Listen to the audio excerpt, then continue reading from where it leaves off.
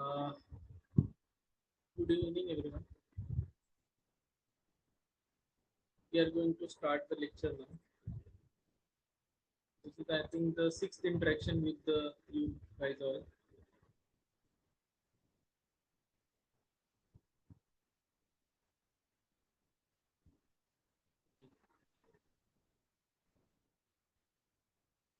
Let's start the lecture of the Dhatu introduction.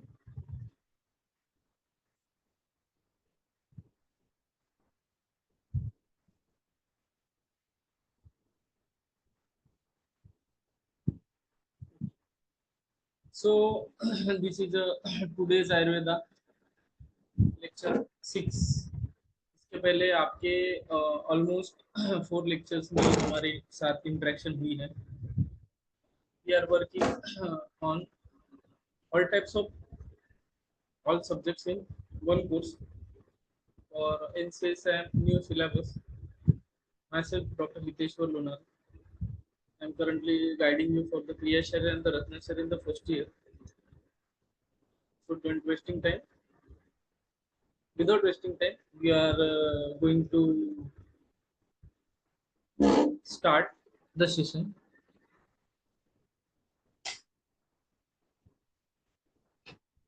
Okay. So,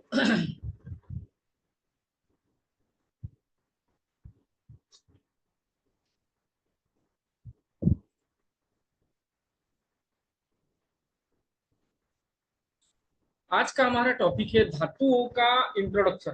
तो धातु introduction second paper, first paper में आपके different topic आते हैं, सेकंड पेपर में डिफरेंट टॉपिक आते हैं. तो will discuss hand in hand.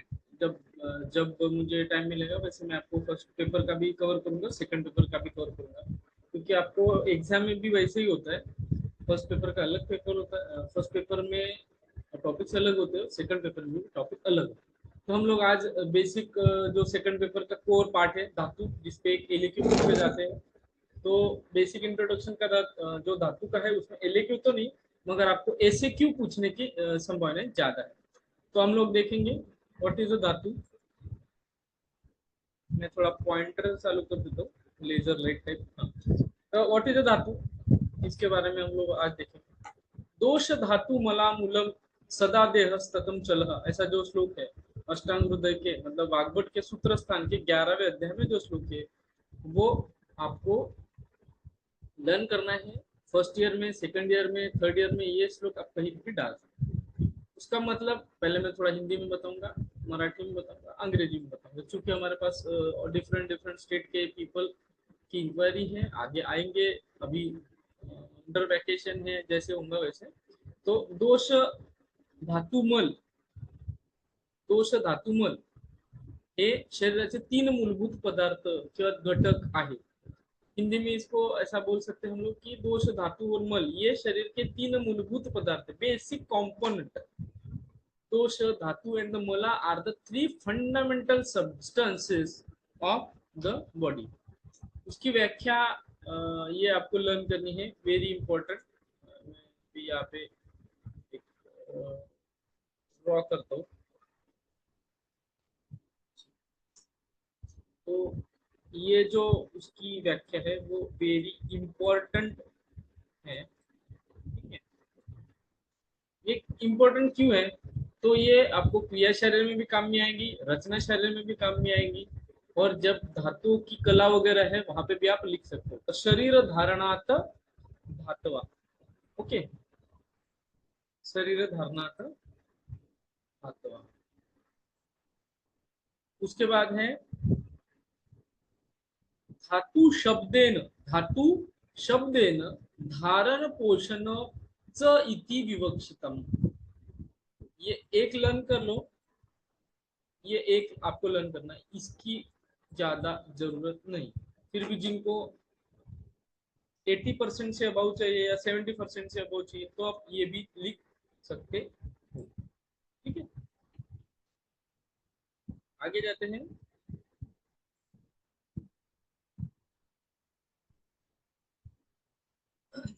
शरीर का धारण करते हैं, इसीलिए उनको हम लोग धातु बोलते, इसीलिए उन्हें धातु कहा जाता है।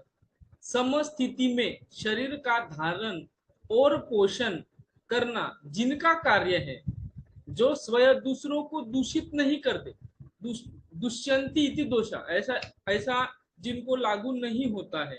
मैं एक बार पॉइंटर ले लेता हूँ क्योंकि वो स्क्रीन खराब हो जा रही है। नहीं तो हम लोग एक काम करेंगे, हम लोग हाईलाइट करेंगे। तो जिनका कार्य ऐसा है जो स्वयं दूसरों को दूषित नहीं करते हैं, लेकिन वे दूसरों यानी दोषों से दूषित होते हैं, इसलिए टर्मिनोलॉजी एक है दुष्य। आप अगर आगे पढ़ते हो तो एक टर्मिनोलॉजी आती है, वो है दुष्य। तो वो दुष्य की टर्मिनोलॉजी में आप धातुओं को डाल सकते हो। वो खुद दूषित नहीं करते मगर दोषों से खुद दूषित हो जाते हैं।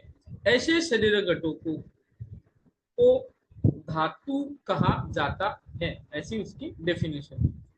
वात आदि दोषों से दूषित होने के बाद रस आदि धातुओं को दुष्य संज्ञा प्राप्त होती है। धारण और पोषण के कार्यानुसार मुख्यतः धातु के दो भेद होते हैं। पहला जो भेद है वह है धारण करने वाले स्थायु, धारण जो करता है वो हो गया स्थायु पार्ट, और फिर पोषण करने वाले को बोलेंगे, धातु पोषण करने वाले को बोलेंगे अस्थाई पार्ट, वो हो गया पोषक पार्ट। ठीक है, एक हो गया पोष्य और दूसरा हो गया पोषक। एक हो गया पोष्य और दूसरा हो गया पोषक। जो स्थायी होता है वो पोष्य है, वो धारण करता है, और वो जो अस्थायी है वो क्या करता है, वो पोषण करता है।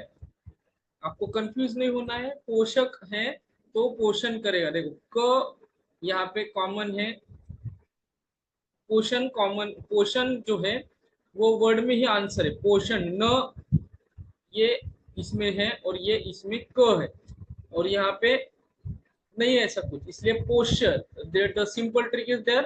पोष्य जो है वो स्थायी रहेगा और वो धारण करेगा, और पोषण करने वाला जो है वो पोषक है, वो अस्थायी रहेगा। थोड़ा सा कंफ्यूजिंग है, एमसीयू के लिए इंपॉर्टेंट है। आगे जाते हैं। मराठी विद्यार्थ्यांकरिता शरीराचं धारण करतात म्हणून त्यांना धातू असं म्हणतात।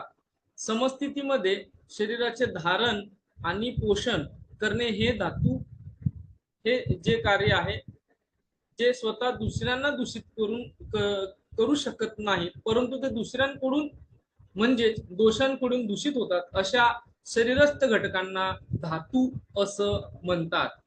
ठीक आहे, वातादी दोषांकडून दुष्टी झाल्यानंतर रसादी धातूंना दुष्य अशी संज्ञा प्राप्त होते। धारण व पोषण या कार्यानुसार प्रामुख्याने त्याचे दोन भेद म्हणजे प्रकार पडतात। पहिला आहे धारण करणारा स्थायी धातू, त्याला पोष्य असं म्हणतो आपण, आणि पोषण करणारे अस्थायी धातू त्याला आपण पोषक धातू असं म्हणतो। पुढे जाऊया। The topic for the English CBSE student, we have those who have selected the English medium as in their answer sheet. They are called as the dhatus because they sustain the body in a balanced state. In a balanced state, the component of the food that have the functions of sustaining and nourishing it. The both words are very important, sustaining and nourishing the body, which cannot themselves contaminated others, which cannot themselves contaminate others, but can be contaminated by others. From whom? From specially by doshas. These are called as a dhatus. When vata and the other contaminate